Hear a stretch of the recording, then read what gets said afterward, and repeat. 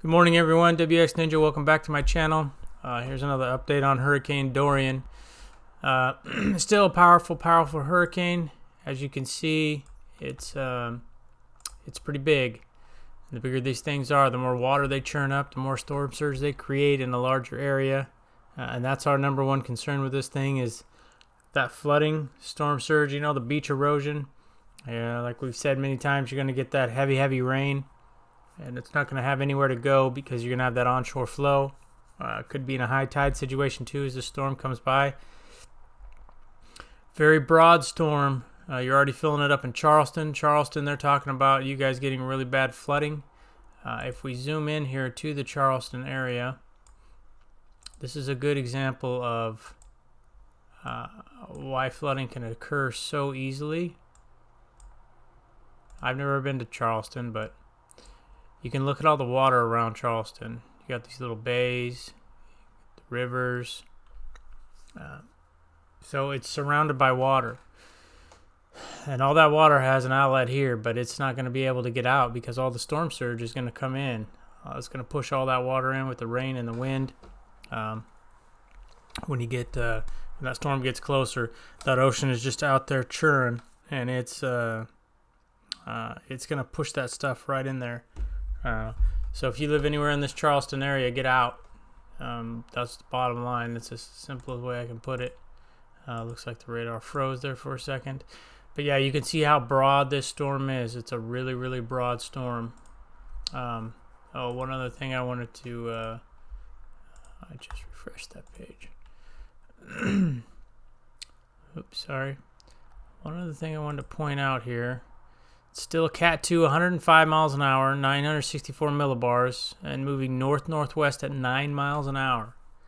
So it's seen a bit of a northerly component, and it's speeding up a little bit. 105 miles an hour, so the millibars have gone up, but the wind's only gone down 5 miles an hour. So it's staying together pretty well. It's probably going to stay about this strength as it goes by in here, and rest of Georgia here, and North and South Carolina up into Virginia. So if you live anywhere in that area, you need to get out.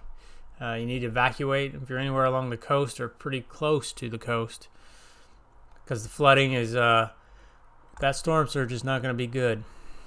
I have no idea what's going on with that site. So here's some pictures of Florida. Just bad stuff. There's the catamaran again. So they haven't really updated this. This isn't the one. Okay. This is for Virginia right here. I'm sorry, Georgia. These are all the counties. 12 counties. State of emergency right there. So you can see if you live in one of these counties, you should probably evacuate. Because the reason they're declaring a state of emergency is they need the federal money. So they want to get that already going, get everything started in that process, because I'm sure it takes a while. And they think there's going to be some big-time damage in these areas. Now, we're not talking like the Bahamas, wipe you off the map type deal, but, I mean, it doesn't take much water to start ruining stuff.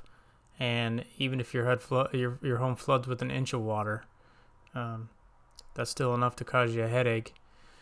So the other things, just if you live in any of these counties, you should probably evacuate. That's bottom line there. Here is trying to get some wind speeds again, but this it's not really working too well. You can see one down here with 3 barbs, 33 miles an hour. Basically, they're getting some tropical storm force winds here along the coast. And speed this up, but it's just a big, powerful storm. It's going to churn a lot of water.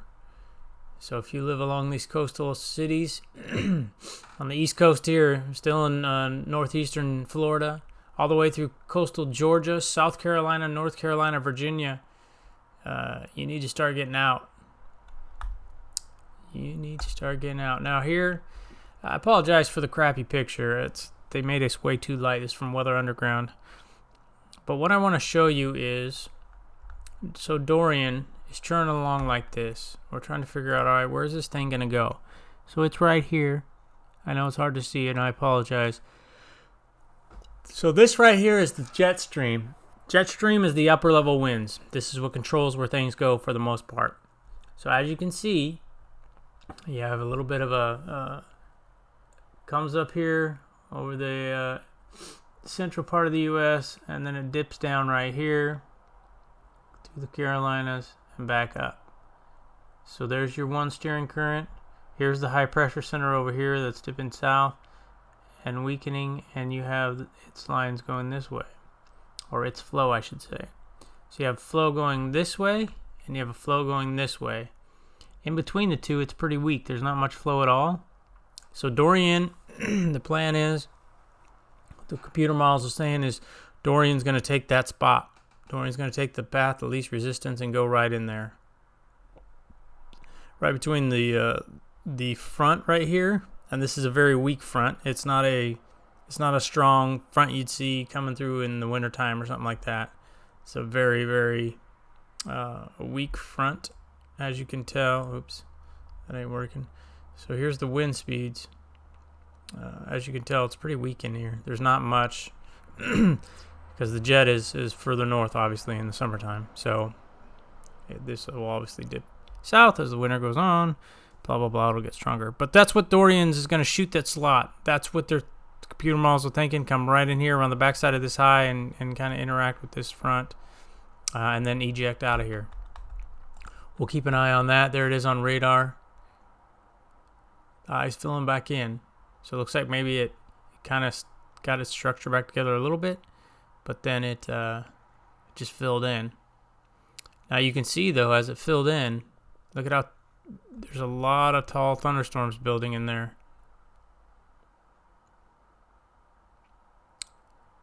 And I mean, again, all that's going to, if you watch these clouds, they just wrap around and they're going to shoot out. They're going to shoot into, help push that water onto the coast of Georgia and North and South Carolina up into Virginia.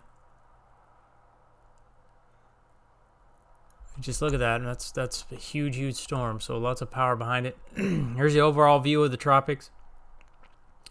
You have our tropical storm over here going into Mexico. We'll look at that in a second. There's Dorian. This one we won't have to worry about. It doesn't look like it's going to shoot out of here.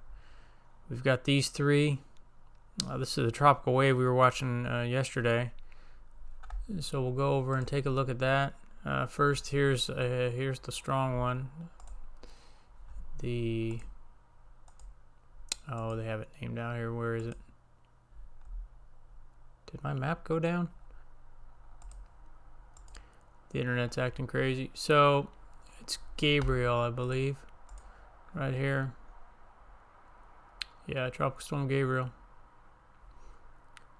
So they were kind of worried about this one at first, where it was going to go, but it looks like it's going to stay away from land. So that is great news. Last thing we need is another landfall or close brush with the coast hurricane.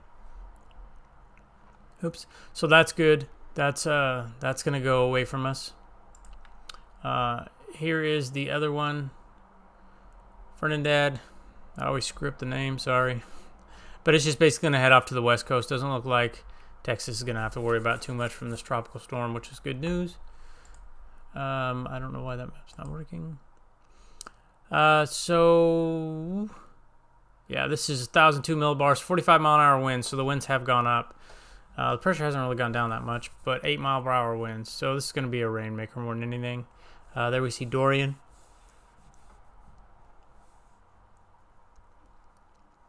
The winds are forced to become unfavorable for tropical cyclone formation. So even if it does form, it looks like some wind shear is going to develop over there anyways, probably because the high pressure is around in here, and it's going to shear it off. Gabriel, we just talked about. 50 mile an hour winds, 1,003 millibars. Northwest at 9. As long as it continues along that track, it'll probably get ejected out too. We won't have to worry about it. Now, this is the tropical wave. It's supposed to emerge later today over the eastern tropical Atlantic west of Africa. Now, mostly conductive for development late this week. Has potential to become tropical depression over the weekend or early next week while it moves west to west northwestward. So its track is probably going to stay a little lower. I don't know, west to northwestward. That tells me it's going to be a little more west than northwest, obviously. That's why westward is first. But I don't know. I mean, it could possibly go over here, same spot this one is. Could follow Gabriel's path. I don't know. We'll have to see. When they start staying down here for very long, that's when you got to worry about them coming up into the Gulf of Mexico. So we'll see, folks. So again, just, you know, if you live in any of these areas, I'm going to include, like I always do, the evacuation info for Florida, Georgia, and North and South Carolina. That way you can get the heck out of the way if you're under a evacuation, even if it's voluntary. Excuse me. And I also have the FEMA app. You can download that if you want to help out. Red Cross. I have that information. Just checking out the Bahamas, watching some video, and they are, you know, as you can imagine, that area down there, Marsh Harbor and what is it, Freeport and Freeland. I don't know what the problem is with these websites right now. It's probably my internet, but yeah, these areas down here, and there was a lot of destruction, basically wiped off the map. Stories of little kids and hiding in school, and I mean, it was hours and hours and hours. It wasn't like a, you know, short period of time for these kids. And it's too bad more people couldn't evacuate. I don't know the evacuation stories. I'm not going to try to guess why they didn't get everyone out of the heck out of there. But regardless, they need a lot of help. So if you can donate, Red Cross is probably one of the top sites to go to as my radar image disappears. So it's a rocky start to the day with the internet. All right, folks. Well, if you want more information or have questions, just go ahead and leave a comment. I'll answer all questions the best I can.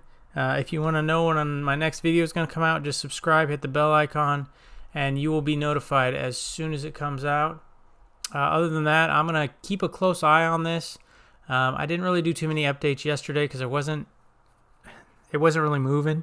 So there weren't new areas affected, and there wasn't too much going on. We were still kind of waiting. Now it's right up against the coastline, and it's moving a little bit faster. It's going to start affecting Georgia here. They're going to start feeling the impact even more as we go out throughout this day. What you're going to see is you're going to see showers and thunderstorms in these areas along the coast get more and more frequent. Be less and less breaks through them. Yeah, you want to keep your eye out. Another thing, too, tornado warnings are going to start popping up. As you can see how strong these storms are. I'll zoom in just a little bit, but you can see how strong these storms are. You're going to get some interaction with land, and that's going to spin up some tornadoes. Even if they are brief and low intensity, they can still damage, they can still kill people. So got to be really careful with that. If you have any questions, just let me know, and I will see you guys in the next one here, probably in the next couple hours. Take care.